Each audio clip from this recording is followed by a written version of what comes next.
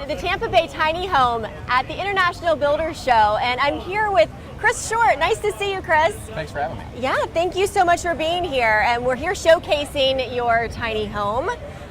Tell us all about it. How long have you been in business? Absolutely. So we've been in business since December of 2016. We were in the real estate renovation space before starting Tampa Bay Tiny Homes. We had a client come to us interested in the tiny home. The business kind of came out of that.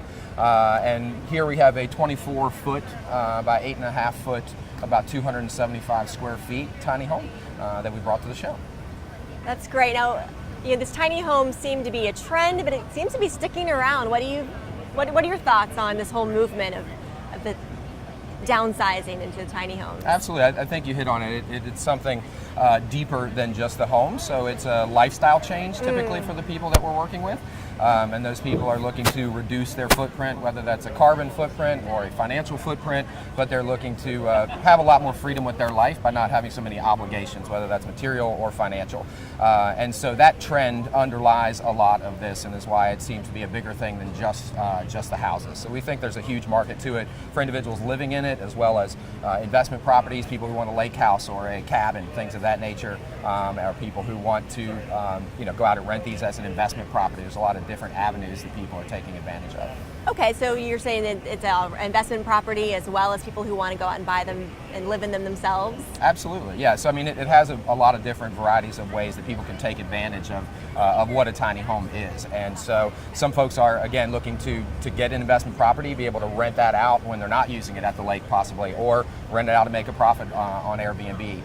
And other folks are looking to permanently get off-grid and a very different lifestyle. So people's motivations are very, very different for the reasons of pursuing tiny homes. Tell us about some of the features that you have inside of this. Sure, absolutely.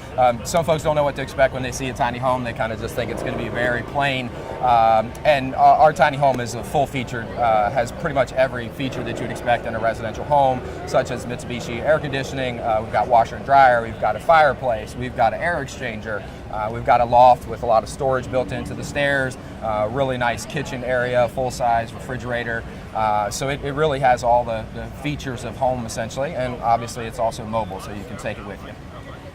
Are these homes customized, or are there, tell me what it's like if I wanted to buy a tiny home when I come in and talk to you, what are my options? So we have 3 standard architectures, and within those architectures you can get from a 12-foot to a 40-foot trailer. So as I mentioned, this is a 24-foot, and so again, within those 3 different architectures, we have all those different trailer lengths, and then we have basically 3 different standards of finishes. So you can kind of get your level 1 to level 3 of all the different features that you want within the house, and then in addition to those kind of standards, we can do custom built as well.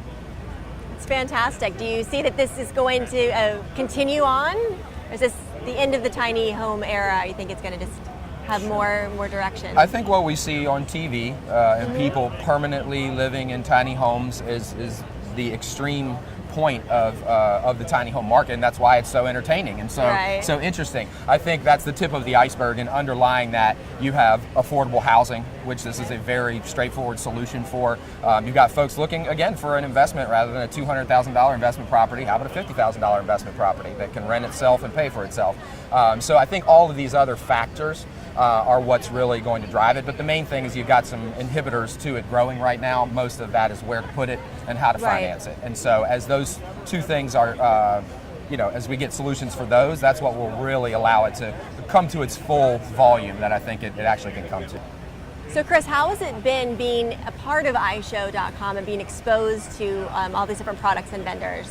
It's been a wonderful experience for us, working with the people involved and just kind of understanding how this all works. Not to mention all of the introductions to the wonderful partners and all the new technologies, new products, new finishes, new siding, new roofing, new interior electronics, all type of stuff that we are being educated by learning about these products and getting exposure to the company. So it's been a joy. It's been a great opportunity for us. That's excellent. It's quite interesting to see how high-tech it is inside of this tiny home, and using the best products, sustainability, really looking at those taking to the top notch Absolutely. Yeah, I mean, we really, this is the first time that we put any kind of home automation into a tiny home. So that's really interesting for us. I'm a techie at heart, and so to be able to control things from the touch of a screen is amazing. And as I mentioned, even the air exchanger that we have in here is a really interesting technology that keeps the air in these small spaces very fresh, which is important.